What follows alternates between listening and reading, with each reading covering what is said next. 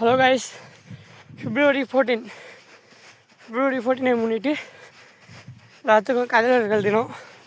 ஆனால் நம்ம இந்தியாவுக்கு 24 தங்கங்களை தூக்கி கொடுத்துட்டோம். பிளாக் டே அதுதான் நமக்கு.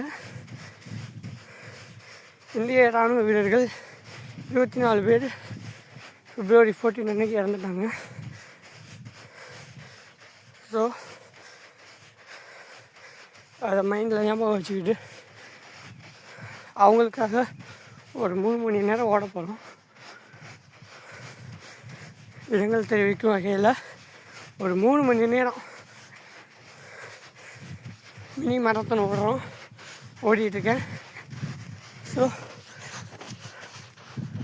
வெட்டியாக காதலர்கள் தினத்தை யார் கூடவோ கொண்டாடாமல்